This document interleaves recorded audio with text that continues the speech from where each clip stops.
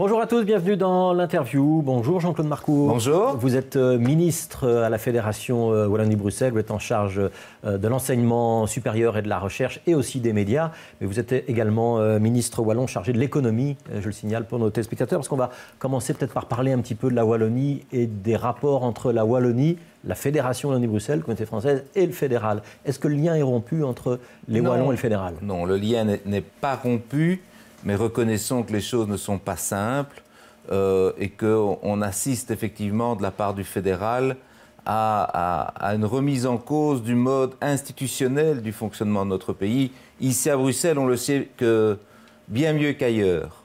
En réalité, notre pays repose sur des équilibres fragiles et il faut pour cela faire en sorte que le respect de l'autre soit vraiment monter au pinacle. Ça veut dire qu'on vous a manqué de respect? Je pense que simplement, on a un gouvernement fédéral qui s'est constitué dans les circonstances que nous connaissons tous, qui aujourd'hui est très raide sur ses positions et qui donne ses décisions plutôt que ne négocie, que ce soit d'ailleurs avec les interlocuteurs sociaux ou avec les entités fédérées, les décisions à prendre. Et dans le cas qui nous occupe, il est de l'intérêt de tout le monde d'avoir une réflexion sur la trajectoire budgétaire du Royaume de Belgique, dans lequel le fédéral a un rôle, mais aussi les entités fédérées.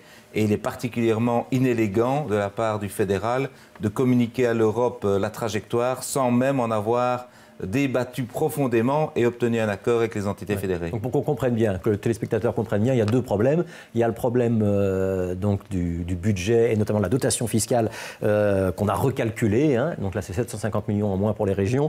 Et puis il y a le problème de cette trajectoire budgétaire qu'on a confiée à l'Europe. Il y a eu une réponse alors qu'il y a un comité de concertation pour mercredi. D'abord sur le calcul, vous le contestez toujours. Vous en avez tenu compte, puisque vous êtes en conclave budgétaire côté wallon, vous en avez tenu compte ou pas? Vous étiez à 730 millions à trouver, puis 140. On parle de 300, vous retenez quel chiffre? Écoutez, je pense que pour la population, il faut être relativement simple. Il y avait des procédures qui existaient. Le gouvernement fédéral devait, suite à la 6e réforme de l'État, adapter ces procédures. Ils ne l'ont pas fait. Et puis, un vendredi soir, et ce n'était pas le vendredi saint, ils ont comme ça reçu un cadeau de 750 millions pour eux. Et plutôt que de valider les chiffres avec les entités fédérées, ils l'ont intégré, transférant la charge sur les entités fédérées. Vous ne validez toujours pas ce chiffre? Nous contestons les chiffres, mais contrairement à la région bruxelloise qui a dit que tant qu'il n'y avait pas de clarté sur les chiffres, elle ne ferait pas d'ajustement budgétaire, nous finalisons cet ajustement et demain nous devrions pouvoir communiquer le résultat. Tant que le résultat n'est pas fini... C'est quel chiffre que vous cherchez? Nous avons intégré effectivement la dégradation du fédéral dans les comptes, parce qu'à partir du moment où vous envoie une facture, il faut l'intégrer, mais nous allons voir comment l'intégrer aussi au niveau de la protection des gens. Je pense que ce soit en Grèce, en Espagne, en Allemagne ou en Belgique, les gens en ont assez d'une austérité où simplement la rigueur comptable est mise en avant aux dépens de la population. Ça veut dire qu'on doit repousser l'équilibre budgétaire? Nous devons soutenir, nous allons voir ce que nous arriverons à faire, mais je pense qu'effectivement, il faut arrêter cette volonté des chiffres en disant l'équilibre budgétaire est prioritaire surtout. Regardez le président Obama, les États-Unis d'Amérique. Eh bien, les États-Unis d'Amérique ont d'abord soutenu l'économie, soutenu l'emploi et maintenant ils s'occupent du déficit budgétaire. Je pense que c'est la meilleure manière de faire. Ça veut dire que l'équilibre budgétaire pour la Wallonie va être repoussé?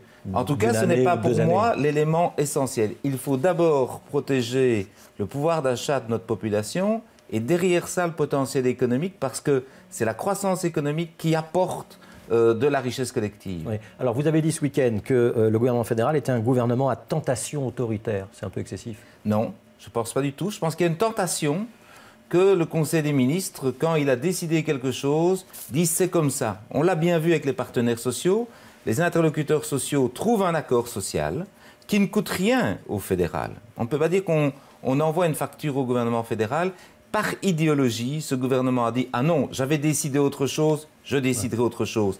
Et ici, vis-à-vis de l'Europe, il y a un mépris des institutions. Et donc, manifestement, le gouvernement fédéral, qui est un peu, je dirais, comme une citadelle assiégée, est très raide, est très rigidifié et a une volonté d'imposer ce qu'il pense plutôt que de le négocier. Ouais. Si vous repoussez le retour à l'équilibre, ça veut dire que les engagements de la Belgique vis-à-vis de l'Union européenne risquent de ne pas être tenus?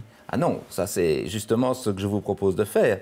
Nous devons déposer une trajectoire à l'Union européenne, négocions-la ensemble et voyons ce qui est possible dans le respect des politiques des uns et des autres. Et à ce moment-là, nous respecterons nos engagements. Si par contre, le gouvernement fédéral dépose une stratégie unilatéralement, eh alors il assumera seul les conséquences de son acte. Ça veut dire que vous ne vous plieriez pas aux demandes du fédéral? Effectivement, à partir du moment où vous décidez, alors que vous devez me demander mon avis, vous devez assumer les conséquences de votre acte. Oui, et vous avez le moyen de répondre non au fédéral sur des questions budgétaires ou monétaires? Nous avons le moyen de faire en sorte que les institutions soient respectées. Ce que je demande, moi, et j'ai bien entendu Willy Boursu nous demander à ce qu'on puisse travailler ensemble pour la croissance des PME au travers de la Belgique avec chacun des ministres régionaux. La réponse est oui. Si on peut faire un bout de chemin ensemble, bien entendu, ce n'est pas parce que nous avons des convictions différentes, que nous sommes dans des gouvernements différents, que nous avons une opposition. Simplement, on demande le respect. Donc, comité de concertation,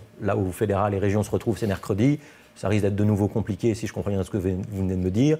L'étape suivante, c'est quoi? C'est de constater que si on n'est plus avec les mêmes majorités entre fédéral et région, on n'arrive plus à fonctionner en Belgique. Si le président du comité de concertation se conduit en président de comité de concertation, c'est-à-dire écoutant les différentes interventions des uns et des autres, plutôt que d'imposer le point de vue du gouvernement fédéral, je pense que le climat mercredi pourrait être bien meilleur que vous ne le dites. Le président du comité de concertation, pour que tout le monde comprenne bien, c'est le Premier ministre. Oui, mais dans un rôle différent, qui n'est pas d'être Premier ministre, mais bien président du comité de concertation. Ça veut dire qu'il n'a pas bien mené les premières réunions? Je pense que les premières réunions se sont faites dans un climat polaire, et ce n'est pas sain pour les institutions. Et je pense que les Bruxellois sont particulièrement attachés à ce que les institutions fonctionnent correctement. Alors, un dossier qui a fait beaucoup de bruit, c'est celui des études de médecine. Il y a un numerus clausus qui est imposé par le fédéral. Vous êtes dans l'idée d'organiser un examen en fin de première année, puisqu'il faut adapter pour éviter que tous les étudiants se retrouvent en fin de diplôme sans pouvoir travailler. Pourquoi est-ce que vous ne voulez pas d'un examen à l'entrée des études, comme le suggèrent certains étudiants? D'abord, il faut dire que je ne souhaite pas un concours. Il faut savoir c'est le fédéral qui vous l'impose par le numerus clausus. Il faut savoir qu'aujourd'hui, il y a pénurie de médecins généralistes, pénurie de médecins urgentistes, de médecine de pointe, de médecins psychiatres. Il y a donc un certain nombre de catégories où il est clair qu'il y a pénurie.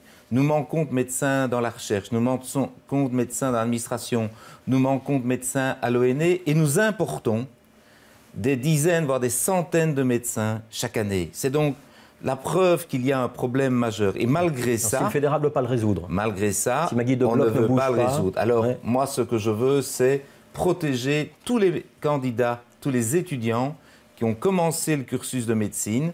Or, pour cela, la condition que le fédéral met pour délivrer les attestations, pour leur permettre de faire leur spécialisation, comme vous le savez, il y a deux parties dans les études de médecine. Un tronc commun, c'est la communauté qui le gère, et puis la spécialisation. Ça, c'est le fédéral qui le gère. Et pour pouvoir faire cette spécialisation, vous permettant soit d'être médecin généraliste, soit d'être médecin spécialiste, il faut un numéro INAMI. Et c'est là qu'on met le filtre. Moi, je dis, il faut protéger tous les étudiants qui sont en cursus, et pour cela, le fédéral nous impose un concours. Mais pourquoi pas un concours au début des études, pourquoi après une première année? Je remercie M. Brocchi d'avoir dit, pour la prochaine rentrée académique et probablement pour la suivante, c'est impossible techniquement de mettre ça au début des études, mais c'est profondément injuste, et ça, ce sont les doyens des facultés de médecine qui le disent, parce que si vous faites ça, vous allez faire en sorte que ce sont ceux qui ont déjà fait une année d'études universitaires qui seront les meilleurs. Un simple exemple, à l'ULB, on a montré qu'aux examens de janvier, ce sont les étudiants qui répètent qui ont les meilleures cotes, alors que aux examens de juin, ce sont ceux qui font leur première année. Il est donc clair que socialement et dans le respect du cursus, il faut protéger les étudiants qui sortent de Réto. Il reste 2 minutes. Je voudrais vous poser d'abord une question sur les médias. On s'était beaucoup ému du rachat du groupe L'Avenir par Tecteo et d'un possible rapprochement de Tecteo avec IPM, qui est l'éditeur de Libre Belgique et La Dernière Heure, avec un grand groupe de presse francophone qui concurrencerait Rossel. Vous avez demandé une étude, l'étude est arrivée. Est-ce que ce rapprochement va se faire ou est-ce qu'il est bloqué par le ministre Marcourt? Alors très simplement, il faut se dire qu'il y avait eu beaucoup d'émotions et que pratiquement 2 années après, on constate que le groupe L'Avenir a gardé son esprit d'entreprise, que les journalistes continuent à faire leurs investigations, à être impertinents et qu'il n'y a donc pas d'ingérence politique dans la gestion du groupe. Et ça, j'en suis vraiment heureux. C'est la démonstration que cette acquisition ne posait pas un problème de principe. 2, nous avons fait une étude, et je tiens à remercier l'ensemble des groupes, que ce soit Rossel, que ce soit IPM, que ce soit l'Avenir, d'avoir vraiment collaboré. Ils ont ouvert leurs livres. C'est pour ça que je ne donne pas le résultat de cette étude, parce qu'il y a le travail des affaires. Ils m'ont demandé de dire, donnez-nous maintenant quelques semaines pour qu'on revienne vers vous avec des propositions pour faire évoluer le modèle. Il y a un enjeu numérique. Nous sommes ici à Télé Bruxelles. Nous savons tous que la télévision va évoluer. La presse écrite également. Il y a une convergence des deux éléments. Il faut travailler pour arriver à faire en sorte d'avoir une presse diversifiée. C'est-à-dire que vous allez les aider à monter, par exemple, une plateforme numérique, à mettre des certain nombre de choses en commun. Ça pourrait être une des formules, effectivement, tout comme avec Vivre ici, on a voulu collaborer entre les télévisions locales et la RTBF. Alors, une question sur les télévisions locales pour terminer. On sait qu'il y a des difficultés financières. Il y avait des économies, elles ne vont pas être faites pour ce budget-ci. Vous avez préservé le budget. Ce sera le cas pour les années qui viennent, où il faut que les télévisions locales se préparent à serrer la ceinture, éventuellement à collaborer, à mettre des choses en commun. Alors, il y a 2 choses. 1, je protégerai les budgets parce qu'effectivement, ils n'ont pas été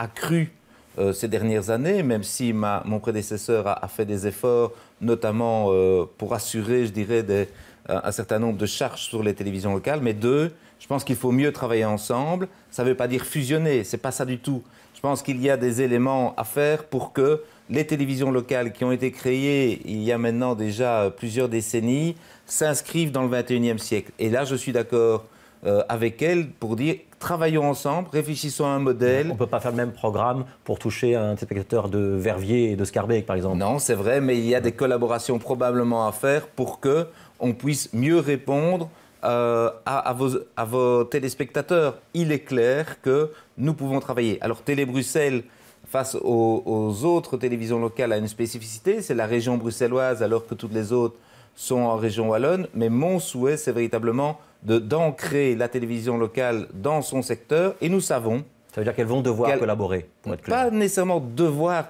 Je souhaiterais qu'il y ait plus de synergie, notamment technique. Il y a des équipements importants à faire. Ce n'est pas nécessairement ici que le problème est le plus crucial. Mais ce que je voudrais dire, c'est que nous savons que dans cette télévision planétaire, l'information de proximité a une vraie valeur et que ça, il faut la protéger. C'est d'ailleurs pour ça que je soutiens les télévisions locales. Merci Jean-Claude Marcourt d'avoir été l'invité de l'interview. Demain, c'est Yvan Mayer, bourgmestre de Bruxelles, qui sera notre invité. On parlera notamment du piétonnier et du financement des zones de police.